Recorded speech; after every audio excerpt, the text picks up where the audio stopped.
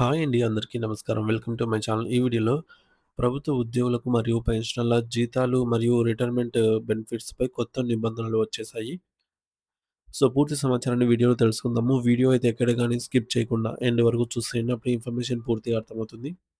అలాగే వీడియో చూస్తున్న ప్రతి ఒక్కరు లైక్ చేయండి ఫ్రెండ్స్. ఈ వీడియోని తోటి ఉద్యోగ, పెన్షన్ మిత్రులతో అయితే షేర్ చేయండి.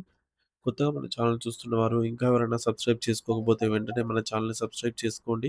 సబ్స్క్రైబ్ చేసుకోవడం వల్ల నేను చేసే ప్రతి ఒక్క వీడియో మీ వరకు రీచ్ అవుతుంది. ఇంకా ఆలస్యం చేయకుండా వివరాల్లోకైతే వెళ్ళిపోదాము.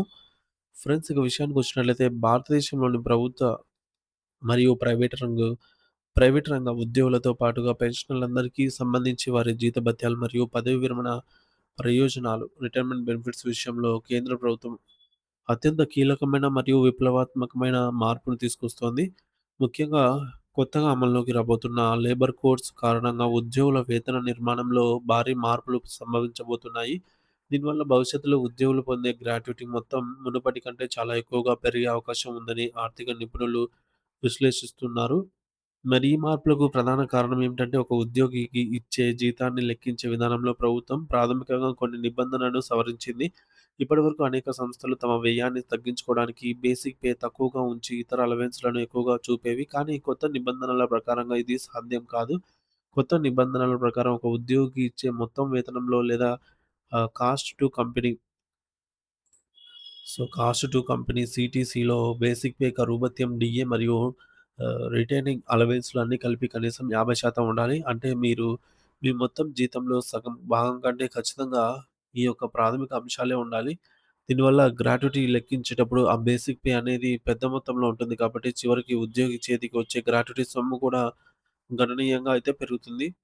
సాధారణంగా కంపెనీలు తమ ఆఫర్ లెటర్‌లలో గ్రాట్యుటీ గురించి ప్రత్యేకంగా ప్రస్తావించకపోయినప్పటికీ, చట్ట ప్రకారంగా ఇది ప్రతి ఉద్యోగికి దక్కాల్సిన హక్కు. కాబట్టి యాజమాన్యాలు తమ అకౌంటింగ్ విధానాలను దీనికి అనుగుణంగా మార్చుకోవాల్సి అయితే ఉంటుంది. ఈ కొత్త నిబంధనలు ఎప్పటినుంచి అమల్లోకి వస్తాయి అనేది విషయాలపై ఉన్న సందిగ్ధతను తొలగిస్తూ కేంద్ర కార్మిక శాఖ స్పష్టమైన తేదీని ప్రకటించింది. ఈ కొత్త లేబర్ కోడ్స్ అన్నీ కూడా 2025 నవంబర్ 21 తేదీ నుంచి దేశవ్యాప్తంగా అమల్లోకైతే వస్తాయని ప్రభుత్వం స్పష్టం చేసింది. అయితే మరి గ్రాట్యుటీ లెక్కింపు మరో ముఖ్యమైన మార్పు ఏమిటంటే, గతంలో ఒక సంస్థలో కనీసం 5 ఏళ్ల పాటు నిరంతరంగా పనిచేస్తూనే గ్రాట్యుటీకి అర్హత లభించేది. కానీ ఇప్పుడు ఫిక్స్డ్ టర్మ్ ఉద్యోగుల కోసం ఈ కాలాన్ని కేవలం 1 సంవత్సరానికి తగ్గించారు. దీని అర్థం ఏమిటంటే కాంట్రాక్టు ప్రాతిపదికన లేదా నిర్ణీత కాలపరిమితితో పనిచేసే ఉద్యోగులు 1 సంవత్సరం పూర్తి చేసుకున్న వారి వారు చేసిన సేవలకు అనుగుణంగా గ్రాట్యుటీని పొందే అవకాశం అయితే ఉంటుంది. ఇది తాత్కాలిక ఉద్యోగులకు మరియు యువతకు చాలా పెద్ద ఊరటనిచ్చే అంశము.